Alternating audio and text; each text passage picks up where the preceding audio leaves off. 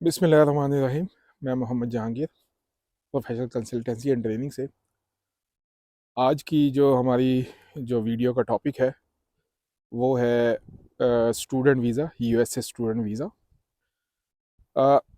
One of the easiest visa के student visa. वैसे तो दुनिया में कहीं पे भी आप अप्लाई करें किसी भी वीज़े के लिए, स्टूडेंट वीज़ा वो वीज़ा होता है जो कि इंतहाई आसान वीज़ा होता है, जिसकी रिक्वायरमेंट इजीली पूरी की जा सकती है और जिसको इजीली हासिल किया जा सकता है, स्टूडेंट वीज़ा।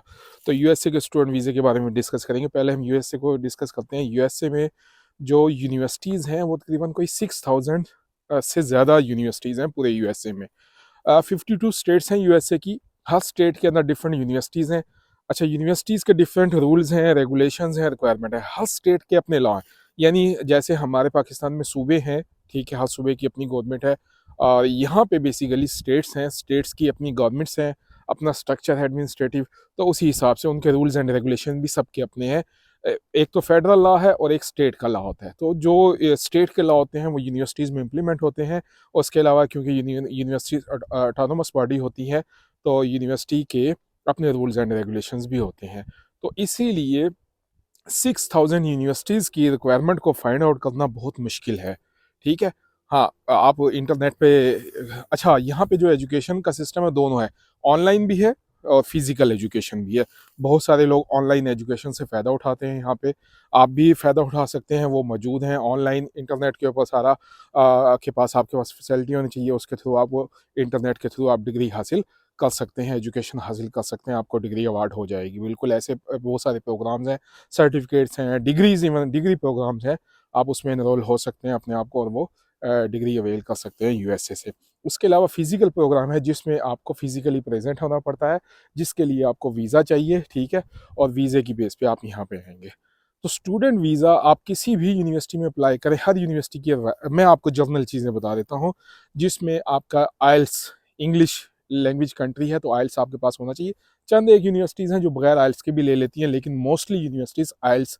अगर आपके पास अच्छा आइल्स है तो आपके पास ऑप्शंस बहुत ज़्यादा हो जाएंगी एडमिशन लेने की। यानी आप अपनी मर्ज़ी से, अपनी चॉइस की, अपनी स्टेट में जा सकते हैं, अपनी मर्ज़ी की यूनिवर्सिटी में जा सकते हैं, फ़ीस को दे सकते हैं, बाकी स्ट्रक्चर को, बाकी कोर्सेज़ को देख सकते हैं, अगर आपके पास उसकी रिक्वायरमेंट यानी आइल्स बैंड आपके पास अच्छा है तो आइल्स बहुत इंपॉर्टेंट रोल प्ले करता है स्टूडेंट वीज़े में। तो आप आइल्स जब भी करें तैयारी के साथ करें और अच्छा बैंड लें, ताकि आपके पास ऑप्शन ज़्यादा से ज़्यादा हों। यही यही लॉ बाकी कंट्रीज़ में भी अप्लाई होता है।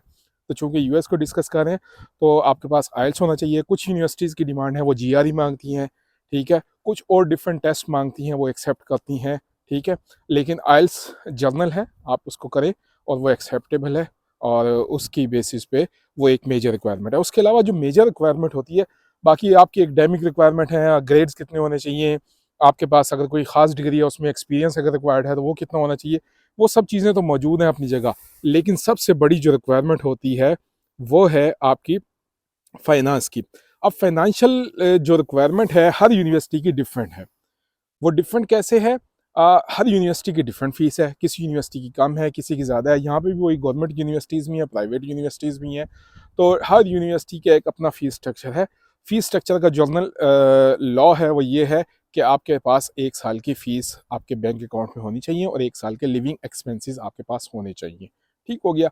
अब वो अगेन मैं आपको नहीं बता सकता, वो यूनिवर्सिटीज़ की फ़ीसेस जो हैं 10,000 $15,000 से लेके इवन के 70-80 हज़ार डॉलर तक जाती हैं पर ईयर या पर सेमेस्टर उनकी फीसेस। तो वो डिपेंड करता है यूनिवर्सिटी कौन सी है, किस स्टेट में है, कोर्स कौन सा है। तो ये आपका जब आप एडमिशन के लिए जाएंगे ये उस वक्त आपको पता चलेगा कि आपके पास क्या रिक्वायरमेंट होनी चाहिए फाइनेंस से रिलेटेड। अच्छा, बैंक स्टेटमेंट जो यूएस वीज़े के लिए चलती है वो 6 मंथ की रिक्वायर करते हैं। अच्छा, यहाँ पे जो बैंक स्टेटमेंट चाहिए होती है वो यूनिवर्सिटी को चाहिए होती है। यूनिवर्सिटीज़ को कंट्रोल दिया हुआ है कि इमिग्रेशन या वीज़ा अथॉरिटी ने, डिपार्टमेंट ने, कि आप फाइनेंशियली जो बंदे को खुद चेक करें। वो बेसिकली यहाँ पे जो इशू होता है, मैं आपको पहले इस बात को बताने से पहले आपको ये बता दूं कि क्या क्या चीज़ें आपका एडमिशन होता है। ठीक हो गया। यानी आप डॉक्यूमेंट्स भेजते हैं, आपका एडमिशन यूनिवर्सिटी उसको प्रोसेस करती है, एप्लीकेशन जब आप भेजते हैं डॉक्यूमेंट्स के साथ उसको प्रोसेस करती है। अच्छा, ये जहन में रहे कि यहाँ पे डिफरेंट यूनिवर्सिटीज़ में एप्लीकेशन और प्रोसेसिंग फ़ीस होती है। कहीं पे $25 है, कहीं पे $50 है, कहीं पे $200 है, कहीं पे $250 है, कहीं पे $500 भी फ़ीस होती है।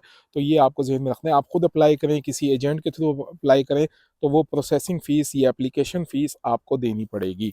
अच्छा, अब जब आपकी एप्लीकेशन प्रोसेस होगी, अगर उसमें कोई कमी पेशी है तो यूनिवर्सिटी आपसे कम्युनिकेट करेगी, आपको बता देगी ये डॉक्यूमेंट्स कमी है, ये चीज़ें आप पूरी कर दें, तो आपका एडमिशन हो जाएगा।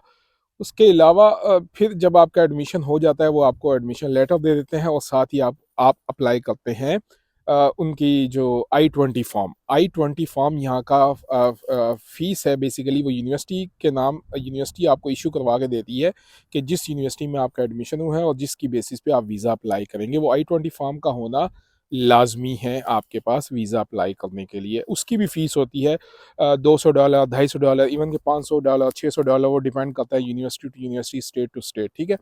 कि आपने वो आई-20 फॉर्म की फ़ीस पे करनी है और आपको वो आई-20 फॉर्म इश्यू होगा। जैसे इंग्लैंड में कैश लेटर इश्यू करते हैं फ़ीस जमा कराने के बाद, तो यहाँ पे आप आई-20 फॉर्म देते हैं। अच्छा, यहाँ पे फ़ीस जमा नहीं करवानी है अभी तक कहीं पे, आपने सिर्फ़ इनिशियल प्रोसेसिंग फ़ीस दी है एप्लीकेशन की, उसके अलावा कोई फ़ीस नहीं है। आई-20 फॉर्म आपको चाहिए वीज़े के लिए, तो आप उसकी फ़ीस जमा कराएँगे, आपको आई-20 फॉर्म इश्यू हो जाएगा। जैसे ही आपको आई-20 फॉर्म इश्यू हो गया, फिर आपने सर्विस फ़ीस पे करनी है, जो कि यहाँ की गवर्नमेंट की फ़ीस है। वो तकरीबन कोई $450 है, वो आपने पे करने हैं। 350 $450 हैं या $500, बहरहाल रफली इतना ही है।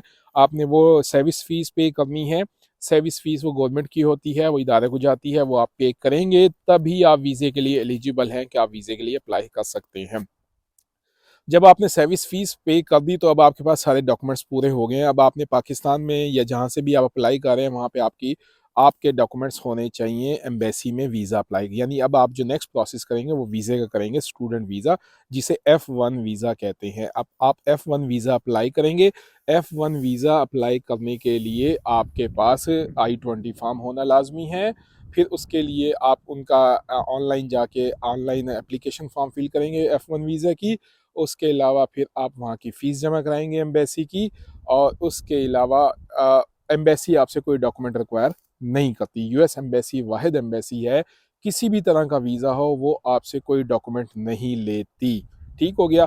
तो वो क्या करती है, वो सिर्फ़ जो आप इन्फॉर्मेशन आप ऑनलाइन फॉर्म में फ़िल करके देते हैं, वो उसी बेसिस पे आपको प्रोसेस करती है। उनका अपनी इन्फॉर्मेशन सिस्टम्स हैं, वो आपका सारा एनालिसिस करती हैं, किस यूनिवर्सिटी में वो आई-20 क्या है, वो सारा लिंक्ड सिस्टम है, उनके इन्फॉर्मेशन सिस्टम सारे लिंक्ड हैं, एक दूसरे के साथ कनेक्टेड हैं। जब एक दफ़ा इन्फॉर्मेशन चली गई, वो उनके डेटाबेस में जाकर स्टोर हो जाएगी, तो उसको वो वहीं से वेरीफाई कर लेते हैं, रेक्टिफाई कर लेते हैं। उनका अपना एक सिक्योरिटी चेक है, सिस्टम है, जिसके बेसिस पे वो एनालिसिस करते हैं और वीज़ा ग्रांट करते हैं। अच्छा, जब आपने एप्लीकेशन फ़ीस दे दी, सॉरी एम्बेसी फ़ीस जमा करवा दी है बैंक में, तो फिर आपके पास जो अपॉइंटमेंट है वो आ जाएगी। अपॉइंटमेंट आपको विद इन 40 डेज़ मिल जाती है, 40 डेज़ का मैक्सिमम वेट है। आपको यूएस एम्बेसी की तरफ से अपॉइंटमेंट मिल जाती है स्टूडेंट वीज़े के लिए। विज़िट वीज़े में ज़रा अपॉइंटमेंट का जो वेटिंग टाइम है वो 365 डेज़ है, लेकिन स्टूडेंट वीज़े में 40 डेज़ के बाद आपको अपॉइंटमेंट मिल जाती है। तो जैसे ही आपको अपॉइंटमेंट मिलेगी, अपॉइंटमेंट की मतलब आपने फिजिकल एम्बेसी में जाके इंटरव्यू देना है वीज़ा ऑफिसर को। वीज़ा ऑफिसर आपसे क्वेश्चंस पूछेगा। अब वो क्वेश्चंस क्या हो सकते हैं, उसके बारे में इंशाल्लाह हम एक और वीडियो में डिटेल डिस्कशन करेंगे, जिसमें आपको डिटेल चीज़ें बताएंगे कि इंटरव्यू की प्रिपरेशन क्या होती है, कैसे करनी है, तो उसमें क्या क्या क्वेश्चंस पूछे जा सकते हैं। तो बहरहाल अगर वहाँ पे अगर आपसे वीज़ा ऑफिसर आपसे कोई डॉक्यूमेंट रिक्वायर कर ले, तो आपको वो प्रोवाइड करना पड़ेगा। ठीक हो गया? वहाँ पे आपको डिसाइड होगा कि आपको वीज़ा ग्रांट हुआ है या नहीं हुआ। वीज़ा ऑफिसर ऑन स्पॉट आपको बता देता है, जी आपको वीज़ा ग्रांट हो गया। अगर आपको वीज़ा ग्रांट हो गया तो कांग्रेचुलेशन, आपको वीज़ा मिल जाएगा स्टिकर लग के, तो आप अपना ट्रैवल कर सकते हैं उस कंट्री में, यानी यूएस में। और अगर वीज़ा ग्रांट नहीं हुआ तो फिर क्या होगा? हाँ, इस केस में आपके लिए इन्फॉर्मेशन ये है कि अगर आपको खुदा न खास्ता वीज़ा रिजेक्ट हो जाता है, तो कोई बात नहीं, आप दोबारा अप्लाई कर सकते हैं। इवन के नेक्स्ट डे भी आप अप्लाई कर सकते हैं। तो नेक्स्ट डे आप अप्लाई करें एम्बेसी में।